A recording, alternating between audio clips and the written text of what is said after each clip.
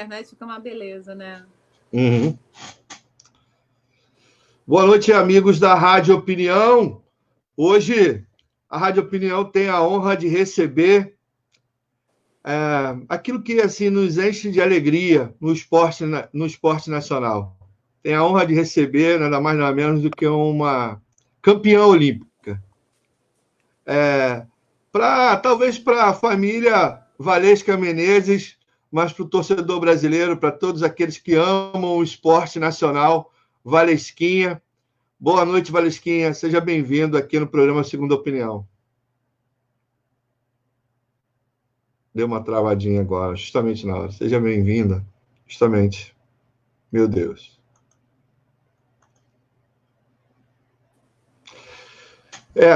Voltou, Valesquinha. Seja bem-vindo à Rádio Opinião. Obrigada pelo convite. Boa noite a todos.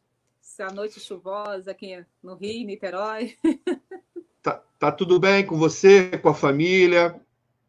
Tá tudo bem, graças a Deus. Dona Aida Santos tá bem, tá se cuidando? Tá se cuidando. Ela e meu pai tá sem consciência Sim. de que é necessário estar em casa. Não é bom, mas é necessário, né? Minha mãe e meu pai também. Meu pai, que é bem levadinho, até ele está se cuidando também. Que bom, isso é bom, a gente precisa deles depois que a gente. Precisa deles sempre, né? Mas a gente espera que tudo isso passe e que a gente ainda possa curti-los por muitos e muitos anos. Valesca, eu queria começar um pouquinho falando até mesmo da sua trajetória, né? Você tem aí uma trajetória longa no esporte. A gente conversava aqui um pouco antes de começar a entrevista, falavam da sua idade, 44 anos, e ainda atuando no esporte de alto rendimento. Como é que você define, de alguma maneira, a sua trajetória, né, a forma como você trabalhou isso durante esse tempo todo para chegar a 44 anos jogando ainda em alto rendimento? Não, eu estava dizendo que eu tive sorte, né? Sorte de ter excelentes profissionais ao meu redor, que me ensinaram o que seria bom e o que não seria para o meu corpo, para o meu rendimento, para que eu conseguisse manter uma forma física aceitável por alto rendimento, que eu não tivesse tantas lesões, não tivesse tanto cansativo. Então, isso eu levo para sempre, né? São aprendizados que eu tive que eu levo até hoje. Independente de onde eu estiver, são coisas que eu sei que faz bem para mim, né? Então, eu continuo fazendo. Valesquinha, me impressionou bastante a forma como a Liga tratou, né, trabalhou a questão do cancelamento do campeonato. Vale lembrar, né, que a Liga de Vôlei e também a Liga de Basquete, as duas ligas de esportes coletivos do Brasil, eles cancelaram os campeonatos dessa edição, mas chamou muita atenção a forma horizontal como isso foi discutido. Como é que você assim vê a maneira como tudo isso foi feito? Você acha que foi justo? Acha que era esse mesmo caminho? Justo foi, né? Bom não, porque você sempre quer jogar, né? E ainda terminou na melhor fase, né? Que são dos playoffs, onde tudo zera tudo. Independente de quem você for pegar, nós pegaremos o primeiro, lógico, é uma equipe mais forte que a nossa. Mas aí a motivação, o incentivo de estar jogando playoff, de ir lá e dar trabalho para a equipe, isso é sempre bom, né? É um motivador a mais. Mas achei justo, tinha que terminar. Infelizmente, o início que estava, a gente sabia que até maio, até abril, não teria melhorado, né? O sul seria maior, o pico seria maior, então não ia nem ter como jogar com ginásios fechados. Cogitou de jogar com ginásios fechados, sem torcida, apenas jogadoras, árbitros, né? Os staffs, boleiros, tudo mais. Mas viram também que isso não seria viável no momento que estava da pandemia, do isolamento social. Então, chegaram à conclusão de que realmente teriam que adiar a Superliga nessa temporada, né? Foi bom, foi uma solução aceitável, assim, no final das contas, né? O interessante é que a Superliga se adiantou, fez uma comissão, né, de médicos, técnicos e departamento jurídico para pensar esse cancelamento inicialmente. Eles trabalharam uma proposta e depois essa proposta foi discutida por clubes e por atletas e técnicos, não é mesmo? Foi. É porque no início, assim que resolveram adiar por 15 dias, eu não tinha noção do que realmente estava acontecendo. Então, aí tiveram essa reunião, aí obtiveram, né, pelo OMS, do que realmente seria essa doença, como agravaria e tudo mais. E aí tiveram uma outra reunião da onde se decidiram que o melhor seria adiar.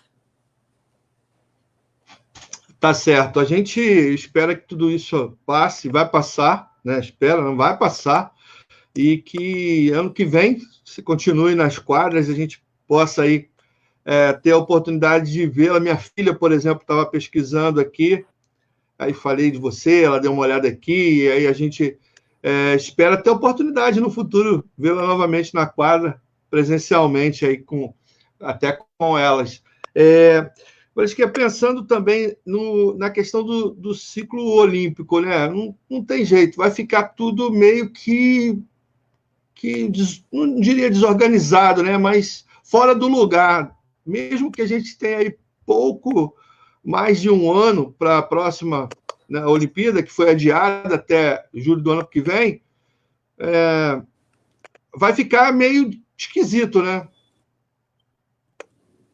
Vai, porque querendo ou não, essa parada, o corpo, né? Por mais que você tente malhar em casa, por mais que você tente manter uma rotina, né, física em casa, para que o seu corpo não desaprenda. Tudo bem que o músculo tem memória, então, em uma semana que você venha entrar numa quadra ou numa academia, rapidinho você consegue voltar, que o seu músculo funcione e trabalhe do jeito que você tem que trabalhar e ele venha ter um objetivo, um resultado que você precise.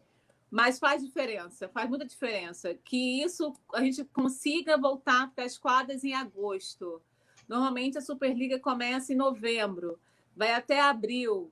Então, imagina isso, esse período que tem das meninas, a gente se preparar para depois do Zé, em abril até junho, junho deve estar indo para lá fazer a aclimatação, para ele reunir as meninas, conseguir um conjunto para jogar uma Olimpíada, né? Vai ficar bem apertado, né? Se você for ver, vai ser um ciclo bem curtinho, vai muito de coração, vai muito da garra durante os jogos, que aí tudo vai dar certo. Quem conseguir se adaptar melhor a toda essa mudança, né? Que é brutal no comportamento humano, vai certamente conseguir se dar bem nas competições ano que vem. Não, sim, com certeza. E o vôlei é uma competição que vai do início ao fim, né, das Olimpíadas. Né? Tem a primeira fase, que todo mundo joga, aí sai o primeiro e o segundo de cada chave para fazer os cruzamentos.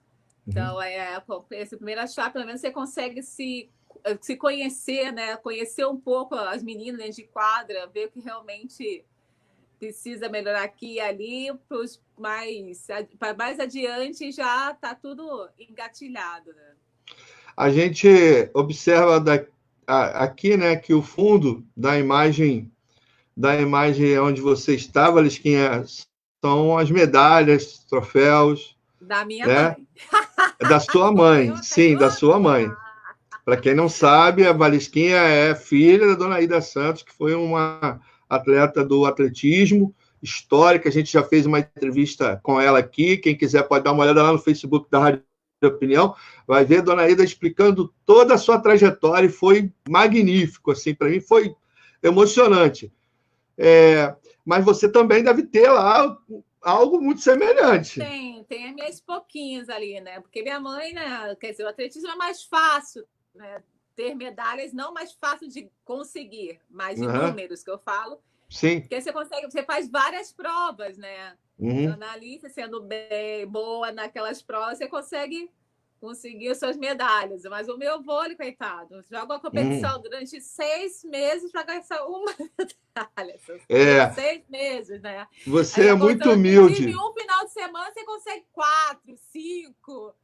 Sim, Então, mas esse é você um é esporte muito amador humilde. para medalhas. Mas você é muito humilde. Simplesmente lá no seu hall de medalhas tem uma Tem medalha algumas. olímpica. Tem Tem uma uma medalha bonita, olímpica. tem uma ali. Tem. Tem. Nessa trajetória, assim, eu sempre penso na nossa caminhada, né? Na vida de todo ser humano. Né? A hora que nasce, a hora que morre, é a trajetória. Para mim, é o que conta, é o meio.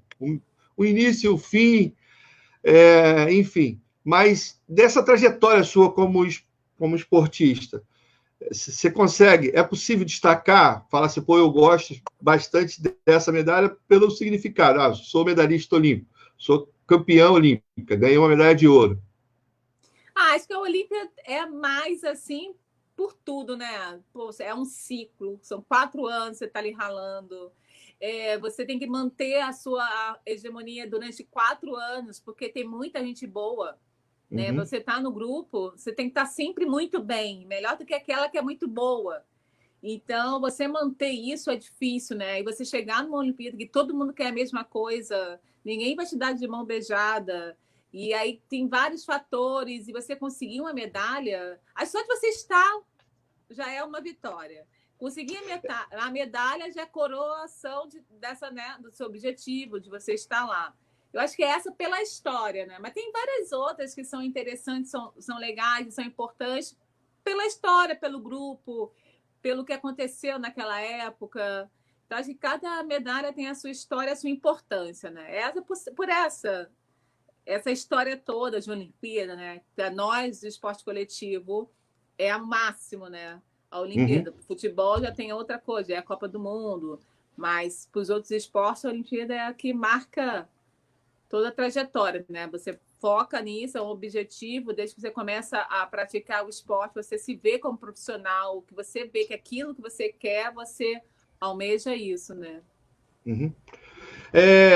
Uma coisa que, assim, na posição que você joga, você é central, né? Sou. Então, a velocidade para fazer o ataque e também a força, você precisa ter uma certa força no bloqueio, que são qualidades de um grande atleta. Mas eu destaco, assim, quando eu olho para você, olho para a sua trajetória, e vejo também uma outra pessoa mentalmente muito forte.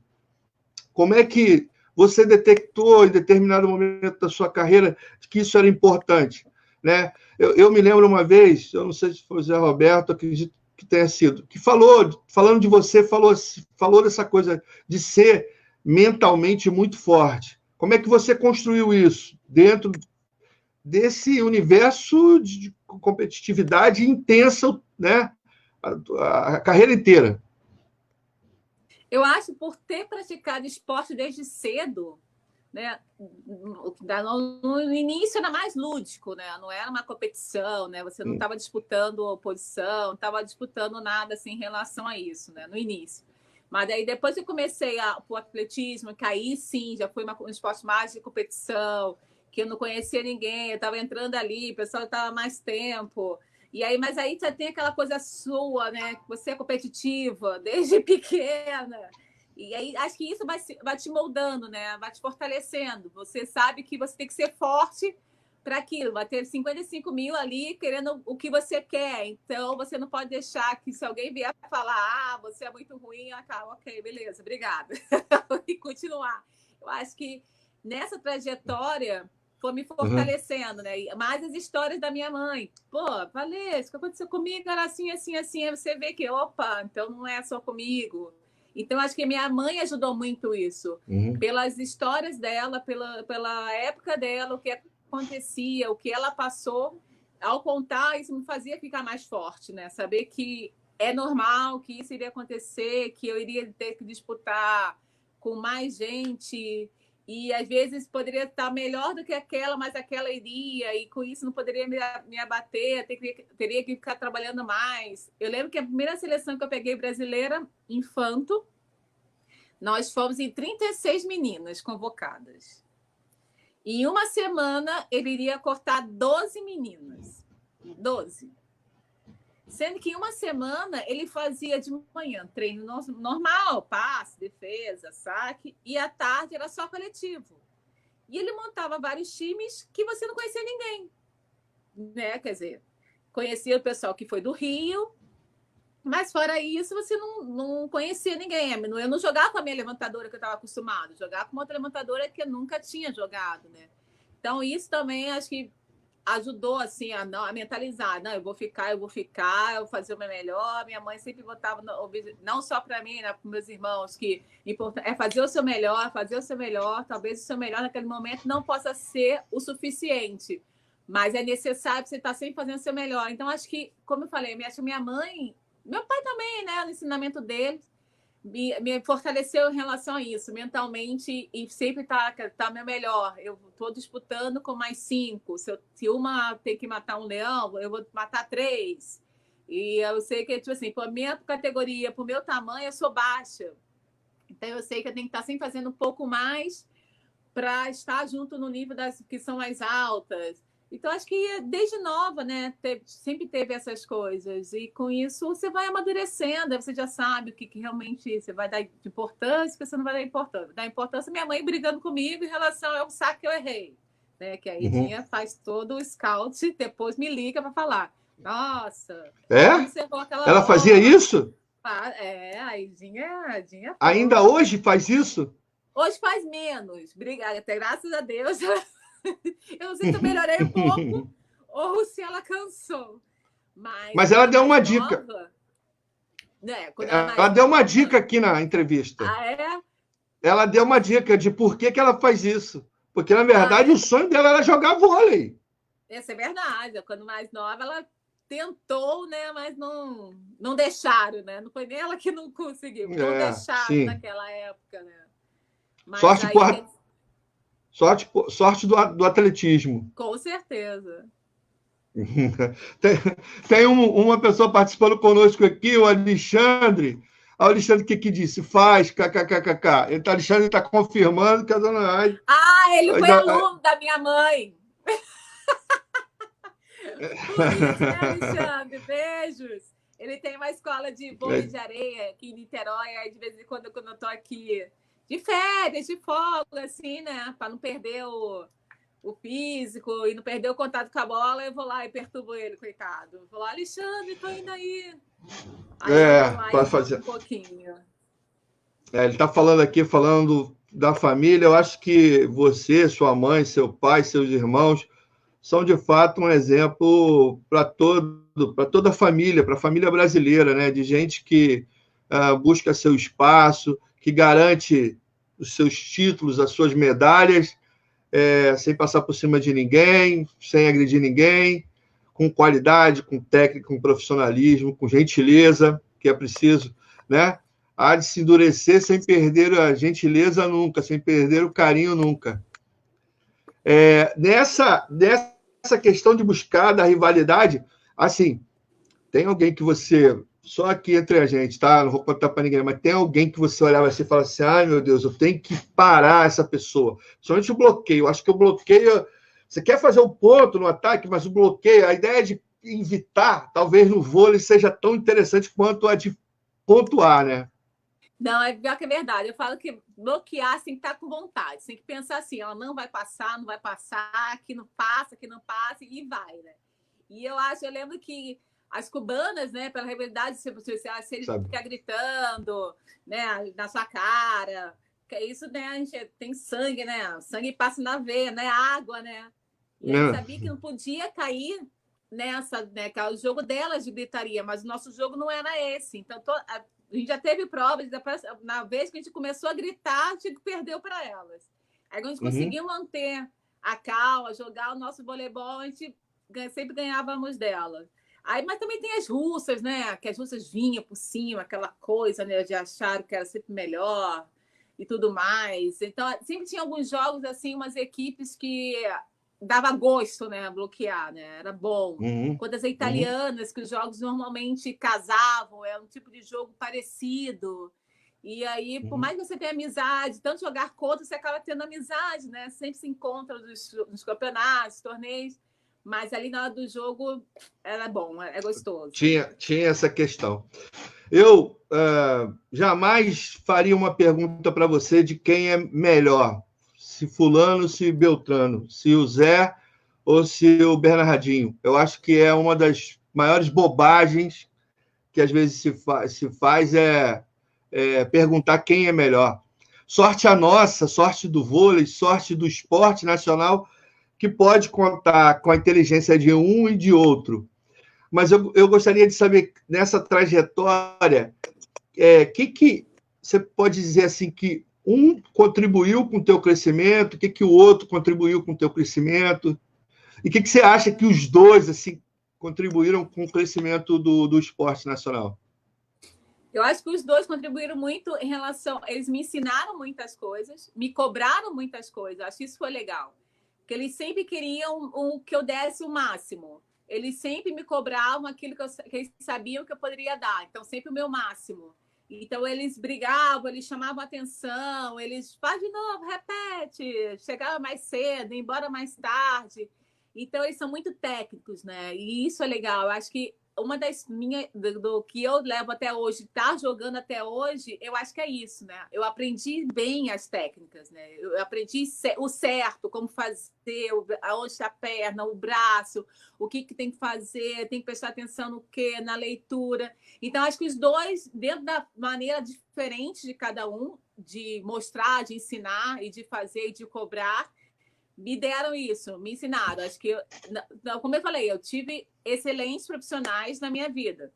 Isso eu agradeço imensamente a cada um. Desde quando eu comecei ali no menino para infantil até os dias de hoje, cada um da sua maneira contribui até hoje para o meu crescimento. Eu falo que ainda tenho que crescer muito, né? A altura nunca mais, já acabou. Mas no voleibol ainda...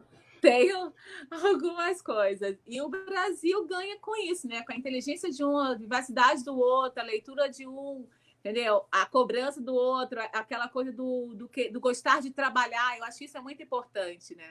E acho legal também que eles ainda são técnicos formadores, né? Hoje em dia está em falta. Infelizmente, não temos, né? Aquele que gosta de trabalhar, de pegar aquela jogadora, de fazer ela crescer, de fazer com que ela evolua.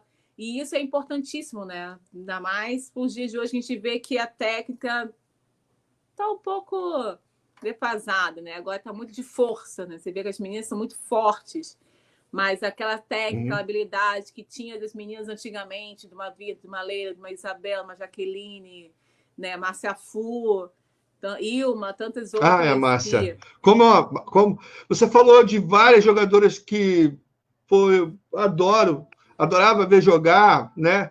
Agora a Márcia tinha um negócio que era a vivacidade, né? O tempo todo aquela energia, e eu sentia assim, a gente que está do outro lado aqui, a gente sentia que perder para ela era algo difícil de aceitar, principalmente se fosse para as cubanas. Exatamente. E acho legal que elas sempre mantinham uma regularidade, né? Eram todas ali regular. Não era uma ou outra sobressair aqui ou lá, não. A equipe toda daquela época, vocês viam, né, as equipes jogando, Bradesco, Lufkin, Supergrad, as outras mais, que era difícil vencer, porque eram todas ali, né, no mesmo ritmo, na mesma qualidade. É muito bonito de se ver, né? Então, eu lembro que quando eu comecei, a gente via, gostava de ver, né? E ficava olhando, nossa, o que ela fez? Nossa, olha, eu vou fazer igual. Aí a gente fazia igual e, por enquanto, deu certo. Você vem, ao longo da nossa entrevista aqui, falando coisas que talvez para qualquer jovem que vai começar no esporte seja interessante, né? Você fala sempre observar, ouvir, aprender, mesmo com toda a experiência, mesmo tendo passado... por tudo que você já passou, tem aí histórico. Se eu começar a falar aqui, a gente vai precisar de mais umas 2 horas de entrevista aqui comigo o tempo todo, falando do quanto você venceu, né, por todos os lugares por onde você passou. Mas o que a gente observa, rapidamente conversando com você, que essas são as grandes virtudes na minha opinião, de um grande atleta. Você, quando olha hoje para quem está começando, você de alguma maneira percebe também esse cuidado de ouvir um pouco mais, né? De alguma maneira, buscar se aperfeiçoar um pouco mais nos fundamentos? Como é que você observa essa questão aí do início dos atletas e da formação? Eu acho que, como eu disse, hoje em dia não tem muita essa coisa da técnica, né? O pessoal não chega mais cedo e fica ali numa parede dando não sei quantas manchetes, sei quantos toques, fazendo ataque da parede, ou fica até mais tarde para consertar. Hoje em dia é muito da força, joga a bola para cima e ataca. Vai fazendo, vão fazendo, vai acontecendo, vão fazendo, vai acontecendo. E chega uma hora que às vezes falta, né? E hoje em dia eu acho que a geração, né, de 90 e alguma coisa para cá não é muito uma geração de ouvir, né? Então, é da geração. Eu não sei se essa coisa do não pode dizer um não, não pode ser isso, não pode aquilo. E com isso está se perpetuando até hoje. Você vê que se você falar alguma coisa para uma criança, não pode falar um não. Você não pode. Para você, na escola, você está fazendo uma brincadeira lá, queimado, você não pode mais deixar que eles se dividam. Você tem que dividir, porque senão vai ter aquele que não vai ser escolhido. Na minha época tinha também isso. E aí isso fortalecia a criança de não ser o último. Eu lembro que ninguém queria ser o último. Então, todo mundo dava o máximo, dava o melhor. E com isso, você ia se aperfeiçoando, você via e se cobrava mais. Né? Então, para você sempre estar dentro dos melhores, dentro ali, para você sempre ser o escolhido. Ou se não, você tinha que ser amigo de alguém para você não se ficar de fora. Né? Aí, ser amigo, vou escolher meu amigo, aí você ia. Mas eu vejo que hoje em dia, pelo menos que eu vejo assim, que a técnica acabou de ensinar, de botar a perninha na frente, esticar o braço, tem que fazer desse jeito, não tem muito. Isso que eu tô falando, acho que o que está em falta, não sei nos outros esportes, estou falando pelo meu, são técnicos formadores. Técnicos nós temos bastante, técnicos bons, mas aquele que realmente tem a paciência de fazer com aquele jogador cresça, que ele entenda o que tem que ser feito, como tem que ser feito, o gestual certo de fazer, que depois você faz do jeito que você achar melhor, mas você aprender a fazer da forma certa, isso a gente está um pouco em falta, assim, não sei se é o tempo, ou agora o resultado tem que ser muito imediato, né? O pessoal não tem mais a paciência. Eu acho que é mais isso. E quando a gente, que eu vejo muito... quando a gente olha... Não, pode falar, desculpa. Não, então, é que eu vejo muito isso. Então, quando a gente soube que iríamos receber a Olimpíada, e ao longo de todo o processo de construção e desenvolvimento do projeto olímpico aqui no Rio de Janeiro, o que mais se falava era da palavra legado, né? Se desgastou até essa palavra legado. A gente tinha a esperança de que esse segmento esporte, o Léo Figueiró, que eu te disse anteriormente, que esteve aqui com a gente, falou da importância do esporte para desenvolvimento de uma sociedade. Eu não sei se eu lhe disse também, além de jornalista, também sou professor de História e Filosofia, e sei o poder que a educação, que a arte, né, e o esporte, é claro, tem para o desenvolvimento da sociedade.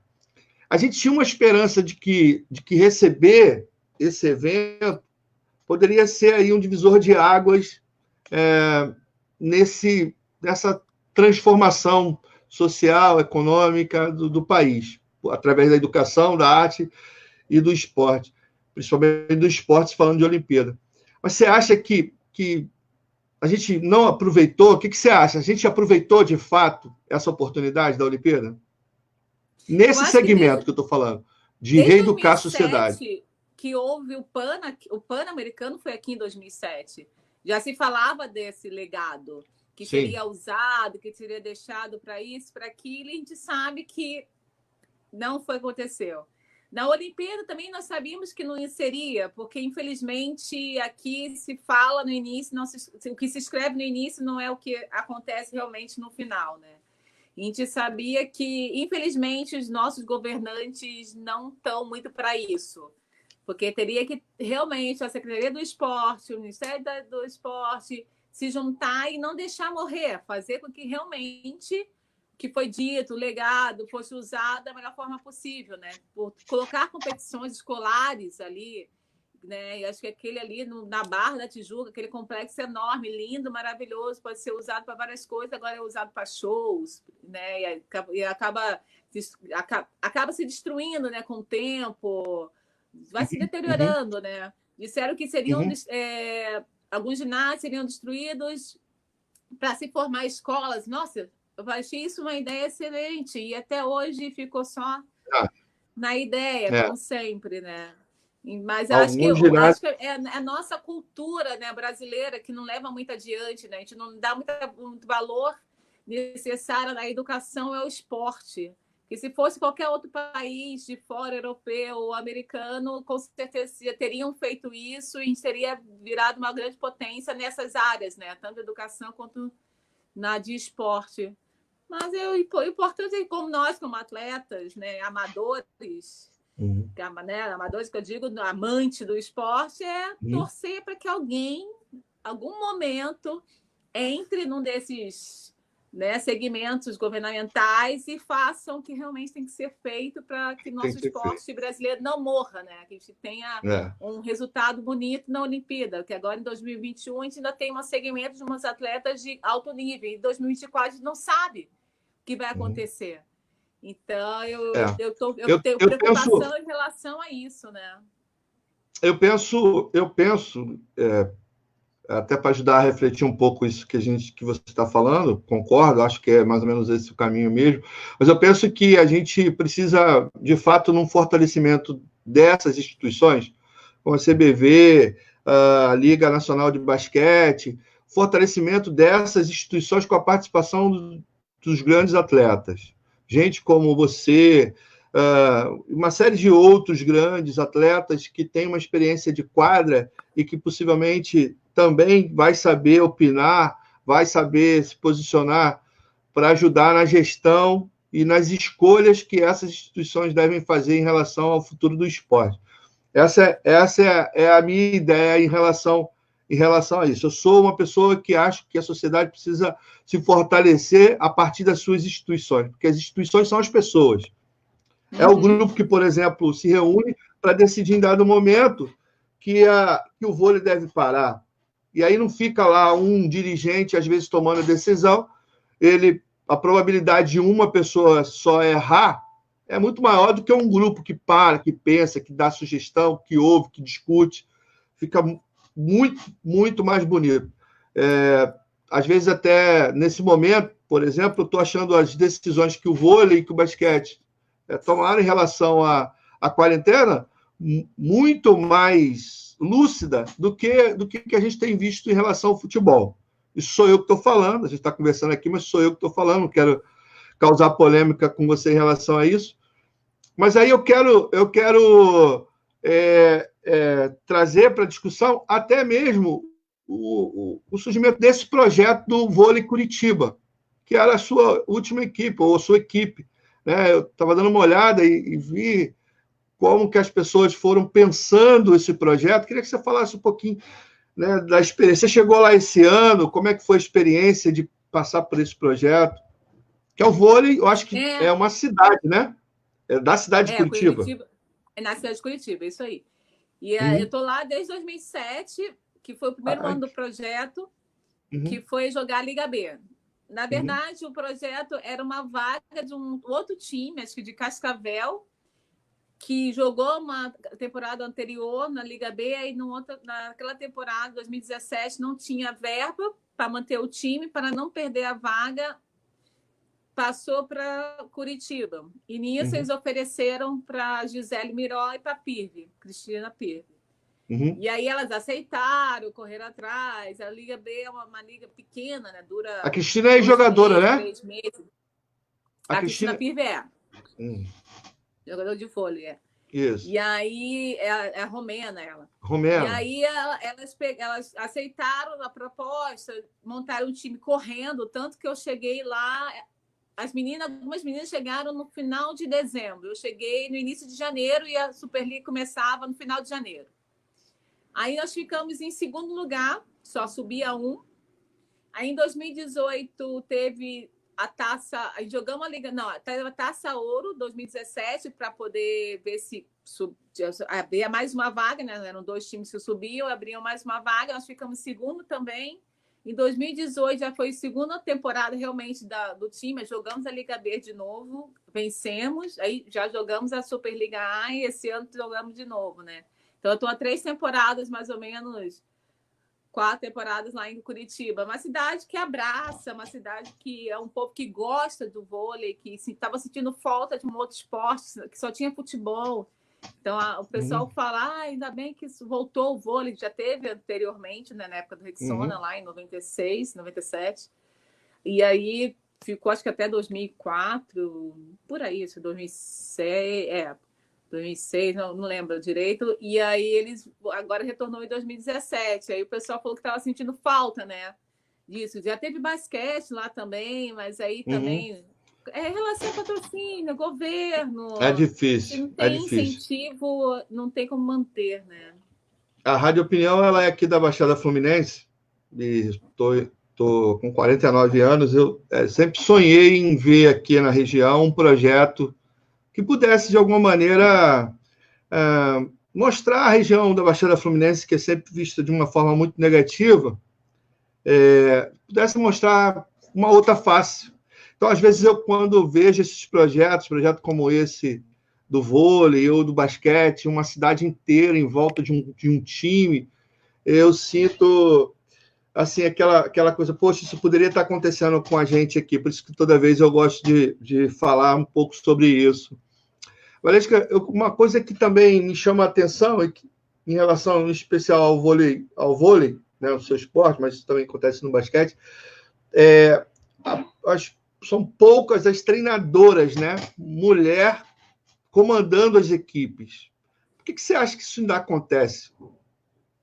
Eu acho que para ser treinador de uma equipe já é difícil, né? Acho que não tem tanto, tem bastante profissionais e pouco mercado, né? E para a mulher entrar nesse time, né, fechado, é mais difícil ainda. Eu lembro que na época que eu joguei no Flamengo, tinha a Isabel, que era do Vasco. Aí logo depois tinha uma em que era técnica em Araraquara. Estou falando em relação que jogou Superliga, um esporte que, né, mais visto. Tem uma lógico, se você for ver, deve ter algumas cidades que tem técnicas, mulheres, né? Mas que de Superliga mesmo, acho que foram essas. E no meu time, no Curitiba Vôlei, tem a Tatiana Ribas, que é assistente, né? Auxiliar técnica lá. Mas, fora isso, você vê um pouco de fisioterapeutas. Nem preparador físico tem mulher. Engraçado, agora você falou isso, eu não vejo. Não... Fisioterapeuta, sim. Mas preparador físico, pelo menos sexo feminino, nunca te vi. Não vi. Olha. Essa é uma questão que a gente sempre coloca, porque até que na Rádio Opinião a gente tem uma campanha, está sempre envolvida em campanhas aqui, né? Uma rádio que tem um nome como Opinião não pode, em determinados momentos, ficar de fora.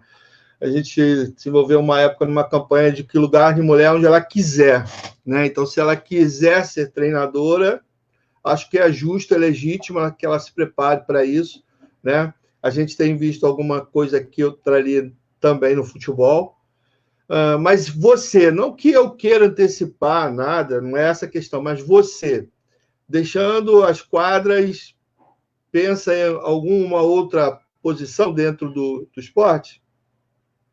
Eu quero continuar, de alguma maneira, nesse mundo ainda, né? Mas eu não me vejo como técnica, não vejo, não sei se, mas por enquanto não. Eu gosto dessa parte do treinamento, eu gosto de ver, eu gosto de olhar, de prestar atenção, de analisar, eu acho muito legal isso, né? Mas por enquanto ainda não tenho essa coisa do querer, não é forte em mim, não.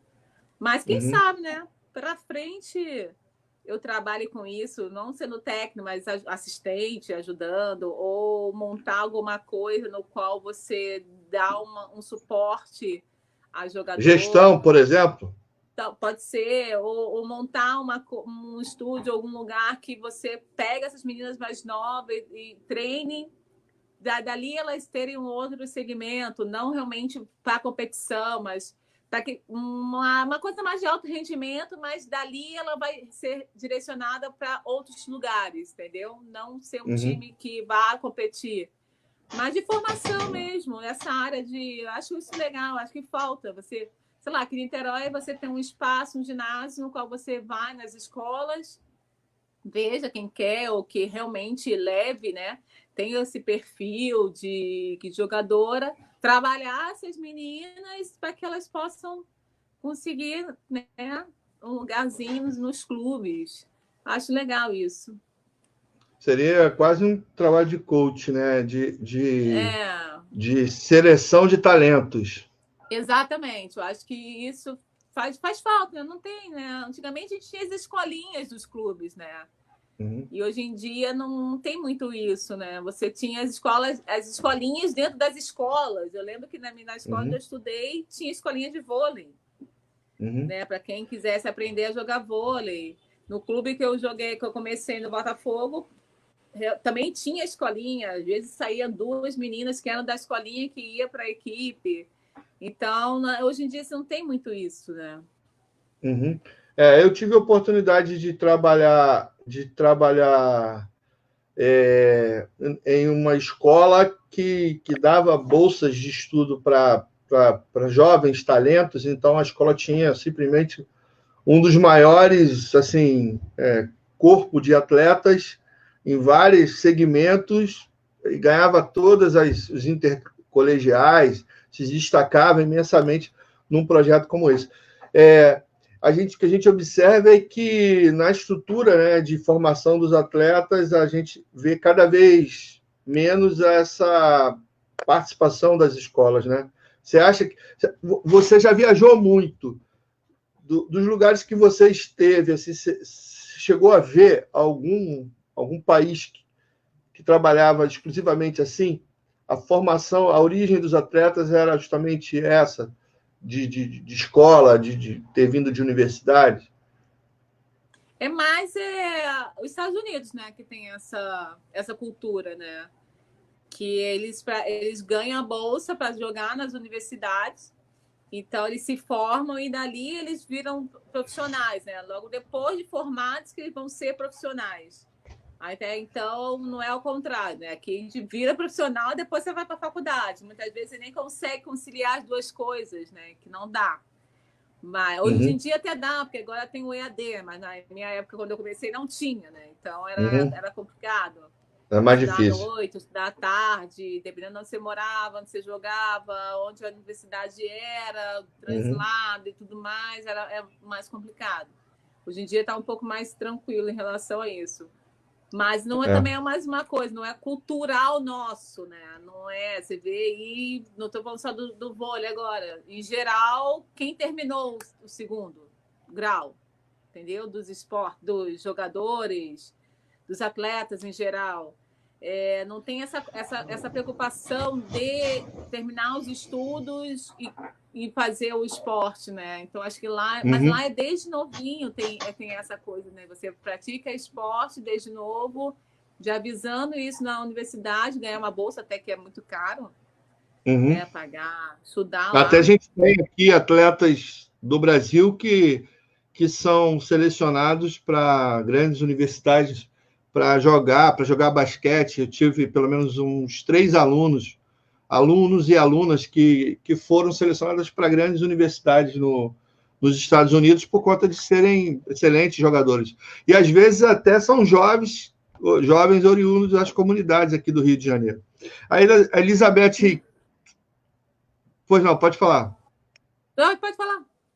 A Elizabeth Kimas, ela participando conosco aqui, falou o seguinte: no vôlei de praia tem técnica.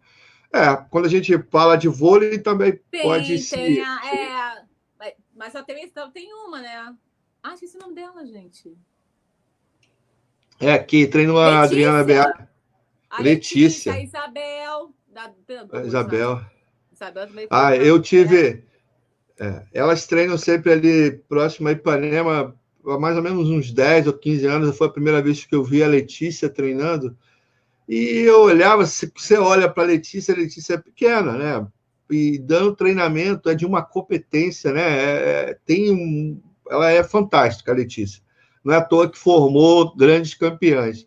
Muito bem lembrada aí pela Elizabeth. A Elizabeth colocou aqui, Letícia. É isso aí, a Letícia, genial, sim. E eu acho que tem espaço, sim. E a gente faz sempre aqui, a gente dá sempre essa provocada para que não só o atleta que está sendo entrevistado, mas, de repente, alguém que esteja do lado de fora, que já foi um ex-atleta, possa pensar, bom, por que talvez não seja aí o meu lugar também, ser uma treinadora, né? Eu estava pensando aqui, você estava falando aí de todas essas coisas, de todas essas questões, assim, falando do envolvimento da escola, a gente falando do envolvimento da escola. De tudo que você passou, qual foi a lição que fica? A lição é que você tem que ter persistência. Não só para jogar vôlei, mas para tudo. Persistência e paciência, porque nada é fácil, mas você consegue. Acho que o grande lema é esse, né? Você tem que ir lá. É aquilo que você quer, você tem que persistir. Na primeira, na segunda, vai na terceira, e aí você vai. E sempre achar que tem que melhorar. Tem que melhorar. É sempre aquilo. Tem que melhorar, preciso treinar mais isso, preciso treinar mais aquilo. Na universidade, preciso estudar mais isso, vou pesquisar sobre aquilo. Então, sempre querendo mais e mais, que você não pode estagnar. Eu acho que essa Você fez que curso? Questão. Você fez que curso? Eu comecei fisioterapia, tive que parar, que aí fui jogar fora, fui jogar São Paulo. E aí voltei com educação física. Vou terminar ainda. Sim. Não era o que eu queria, mas aí, dentre os cursos, me levou para educação física. Queria fazer jornalismo, aí depois eu falei, não, fazer educação física, que está mais dentro da área. Não que o jornalismo não estivesse, porém, na época, eu falei, não, vamos fazer educação física. Eu tinha uns amigos que falavam assim, vamos para educação física. Assim, tá, então vamos, gente, vamos. E estou adorando, e nada impede no futuro, né? E nada impede no futuro. No futuro, fazer o jornalismo. Com certeza. Toda a palavra física, estou adorando.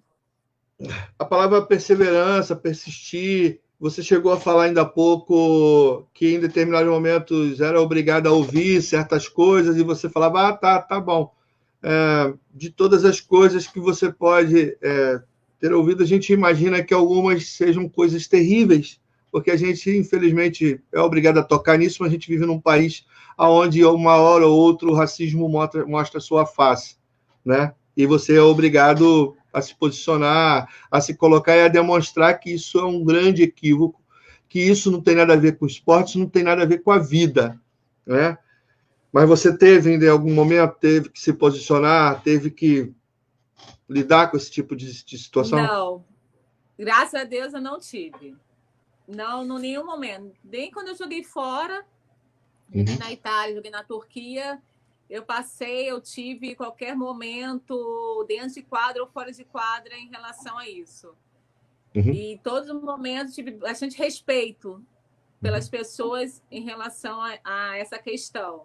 Eu sei de coisas que aconteceram, você vê relatos, né, de atletas, você vê no futebol, mostra-se muito, no vôlei teve um ou outro, no basquete, mas eu não passei por isso. Espero até o final da minha carreira que tenha essa evolução toda e que não venha passar e que aos poucos venha diminuir, né? Que acabar de uma vez por outra não dá, né? Mas pelo menos diminuir a conscientização das pessoas, ainda mais agora com a pandemia, que todos somos iguais, independente do valor que você deu a sua conta bancária, do tom da sua esse pele, esse vírus não olha a classe social. Esse vírus não está olhando a classe social. Que isso possa dar uma mexida em relação a isso e que possamos dar uma diminuída, né? Aos poucos, até o dia que realmente não terá não ouviremos mais sobre isso, a não ser nos livros de história, né? A gente espera, sim, a gente tem a oportunidade de ouvir bastante os atletas do futebol, do vôlei, do basquete, enfim, e a gente, infelizmente, tem inúmeros casos e no, pelo menos aqui, com a Rádio Opinião, a gente vai sempre tratar esse tema para que as pessoas entendam que cor de pele não define ninguém, a gente tem que observar as pessoas pelo seu caráter, pela sua capacidade de se desenvolver no esporte.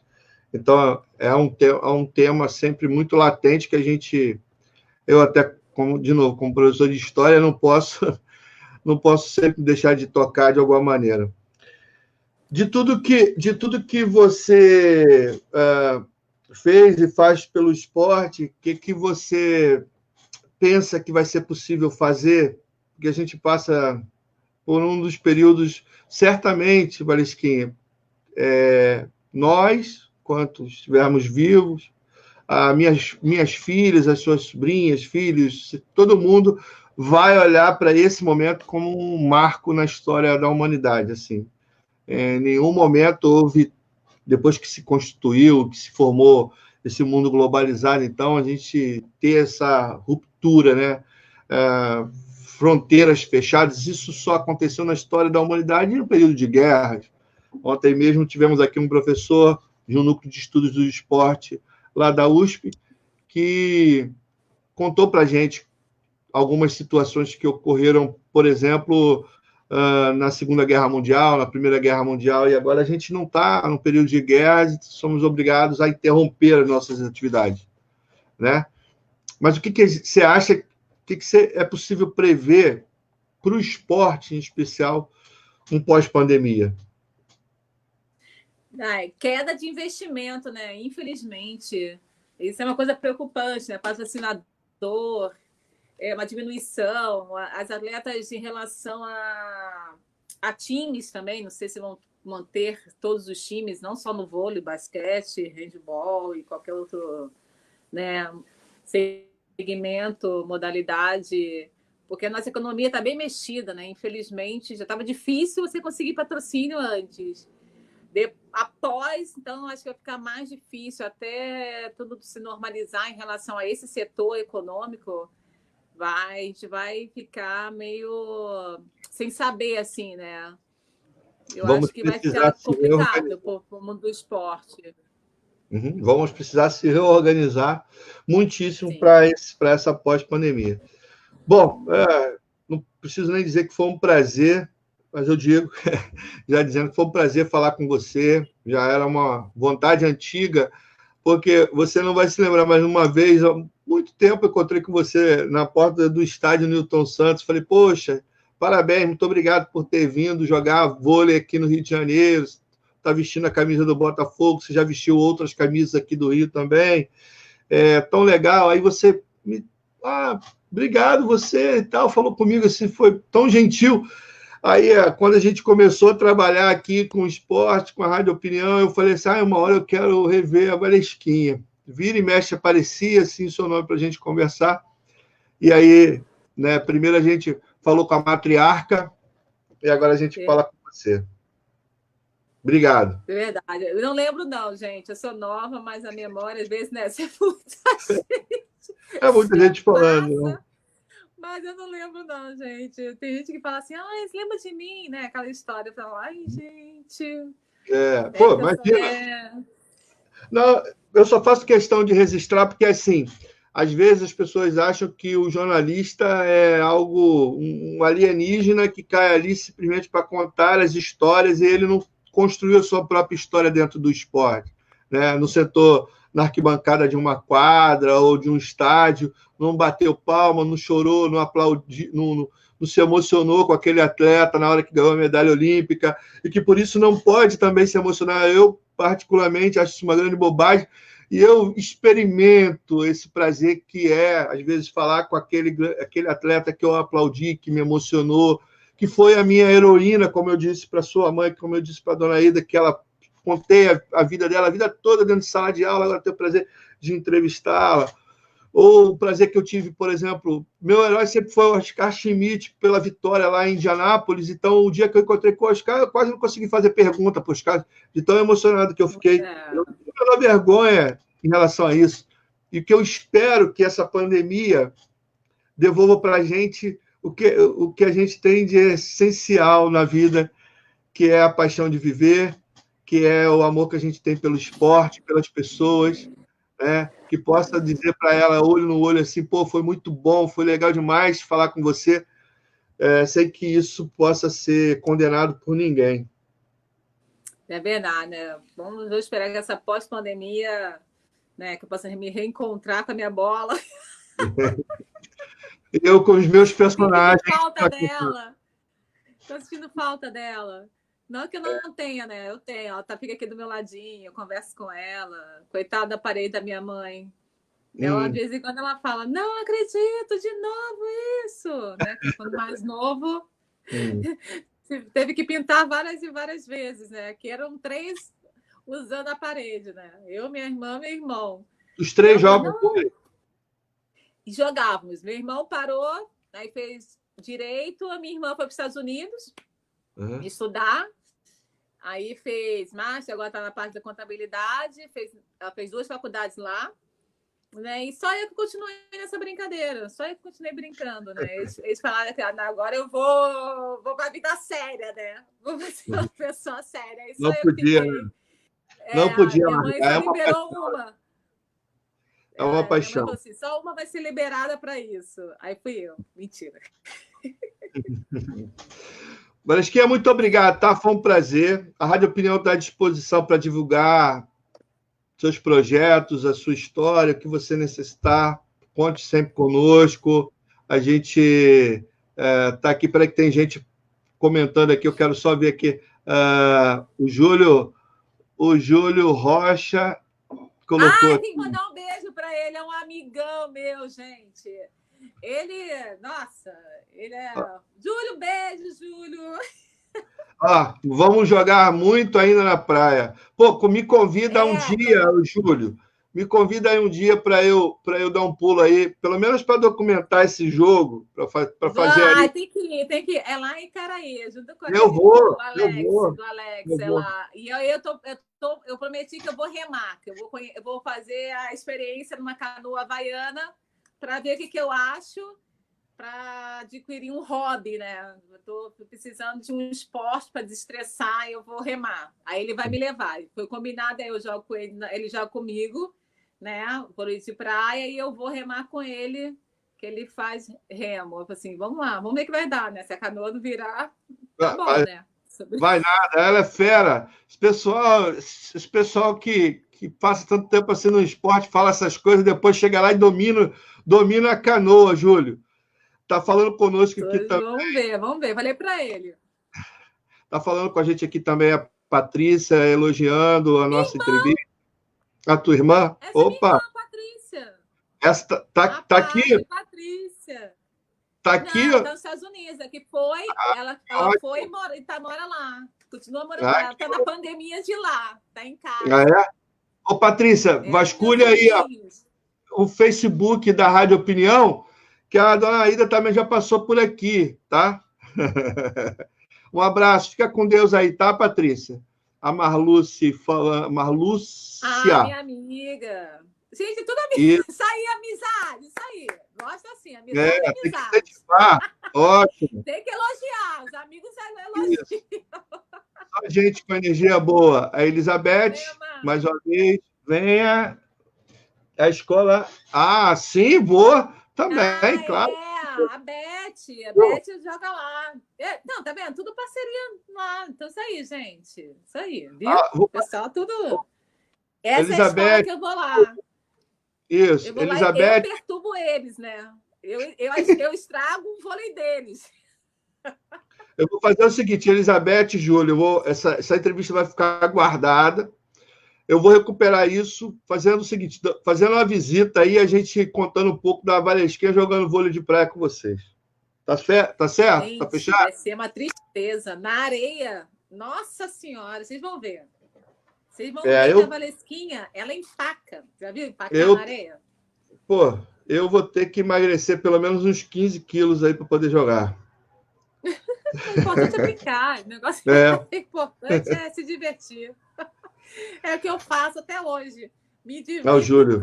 em quadra. É isso. A ideia é essa. A gente não deixa de fazer um conteúdo interessante, qualificado, mas o que a gente aqui faz também é levar uma mensagem boa, positiva, nesse momento tão duro, tão difícil para todos nós. A gente agradece a participação de todos. Eu, de coração, te agradeço. Reitero aqui para que a gente, se você sinalizar aí, a gente aparece aqui para fazer mais entrevistas e falar com você. Que é isso que a gente merece, que o nosso povo merece. Gente boa, gente positiva. É isso aí, gente. Fique em casa, né? Pelo amor de Deus, né, gente? Vamos lá. Vamos continuar para acabar logo. Continuaremos em casa para terminar o mais rápido. Tá certo. A você, amigo da Rádio Opinião, que acompanhou essa entrevista aqui com a campeã olímpica, eu gosto de encher a boca e falar assim, campeã olímpica, Valesquinha, você pode acompanhar lá depois a entrevista, vai ficar lá no Facebook, mas também a gente vai levar essa entrevista para o YouTube da Rádio Opinião. A gente pede a você que possa dar um apoio à Rádio Opinião, entra lá no nosso Instagram, Instagram da Rádio Opinião, segue a gente lá, dá essa força para a Rádio Opinião, que é assim que a gente desenvolve aí esses conteúdos tão benignos, como a gente costuma dizer lá na Rádio Opinião. Tá certo? Um grande abraço, fique com Deus. Valesquinha, obrigado. Tchau. Tchau.